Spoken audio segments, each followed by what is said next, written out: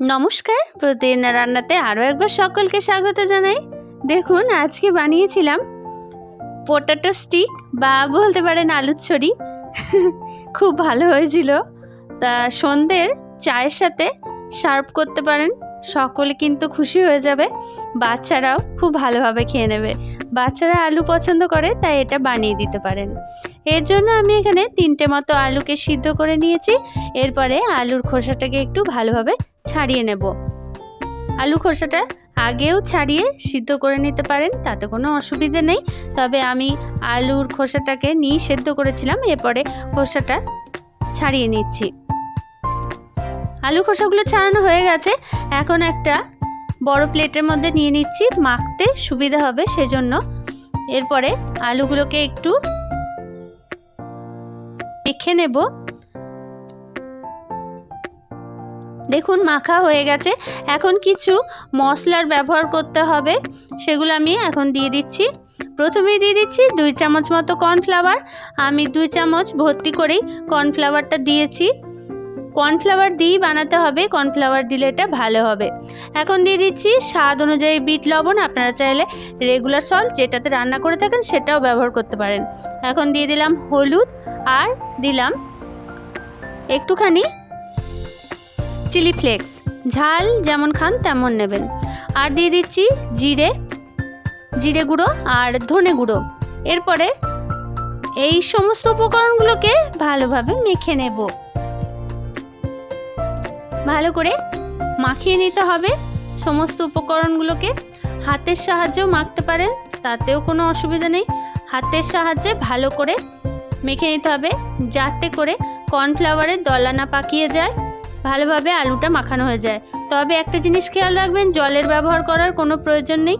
আলুতে যে এক্সট্রা জলটা আছে সেটাতেই কর্নফ্লাওয়ারটা মাখানো হয়ে যাবে।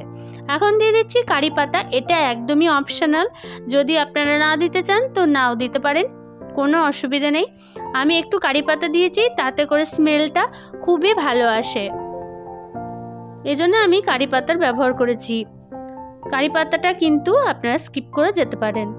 এখন হাতের সাহায্যে একটা শেপ দিয়ে নিয়েছি। এখন দেখুন, ছুরির সাহায্যে এভাবে লম্বা লম্বা করে কেটে নিচ্ছি। আগেই বললাম আলুর ছড়ি, তাই এই ছড়ির মতো কেটে নিচ্ছি। তবে কাউকে কিন্তু এই ছড়ি দিয়ে মারা যাবে না, খেতেই ভালো লাগবে। আর বাচ্চাদেরকে যদি বলেন আলুর ছড়ি, তো ওরা খুশি হয়ে এটা খেয়ে নেবে। দেখুন, এভাবে আস্তে আস্তে করে আমি একটার সাথে একটা যে লেগে আছে সেটা ছাড়িয়ে নিচ্ছি, এবং আশেপাশে যে এক্সট্রা অংশটা আছে সেগুলো যাতে না ছেড়ে যায় তেলে দেওয়ার পর, তাই একটুখানি হাত দিয়ে শেপ দিয়ে নিচ্ছি। আপনারা যদি চান এটা বল বানাতে বা গোল গোল বলের আকারে দিতে চান তো দিতে পারেন। আমি এরকমভাবেই বানিয়েছি, অন্য কোনো শেপ চাইলে আপনারা দিতে পারেন।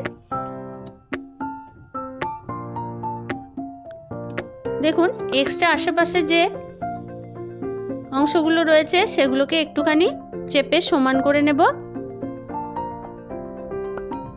দেখি বুঝতে পারছেন কত সুন্দর হচ্ছে। এভাবে করে আমি বাকিগুলোকেও হাতের সাহায্যে একটুখানি সমান করে নেব। এরপর গ্যাসে একটা কড়াই বসিয়ে দেব, আর কড়াই দিয়ে দেব বেশ অনেকটা পরিমাণ রিফাইন্ড অয়েল, আর তাতে এগুলোকে একটু ভেজে নেব। সবগুলো একসাথে দেব না, হাফ হাফ করে আমি এগুলোকে ভেজে নেব। দেখুন, এই রান্নাটি যদি আপনাদের ভালো লেগে থাকে তো চ্যানেলটিকে অবশ্যই করে সাবস্ক্রাইব করে দেবেন, আর পুরো ভিডিওটা দেখার অনুরোধ রইল।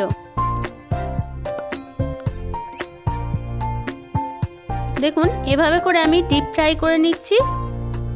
ডিপ ফ্রাই করলে এর স্বাদটা খুব ভালো আসে। আর কর্নফ্লাওয়ার দেওয়ার জন্য এটা কিন্তু খুবই ক্রিপসি হবে। কর্নফ্লাওয়ারই দেওয়ার চেষ্টা করবেন, ময়দা, আটা, বেসন দিয়ে নয়, কর্নফ্লাওয়ার দিয়ে এটাকে ভেজে নেবেন, খুব ভালো হয়। আর বাড়িতেও সবাই কিন্তু খুব ভালোভাবে খাবে, বাচ্চারা তো ভীষণ খুশি হয়ে যাবে। এভাবে বাচ্চাদেরকে মাঝে মধ্যে বানিয়ে দিলে বাচ্চারাও ভীষণ খুশি হবে। তবে ঝালটা কিন্তু তখন বুঝে শুনে একটু দিতে হবে। এরপরে এক পিঠ হয়ে গেলে আর এক পিঠকে আমি ভেজে নিচ্ছি।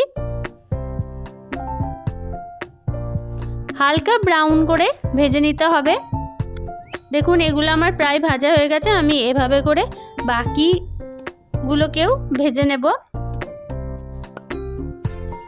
তারপরে একটা প্লেটের মধ্যে তুলে নেব এবং টমেটো সসের সাথে পরিবেশন করব।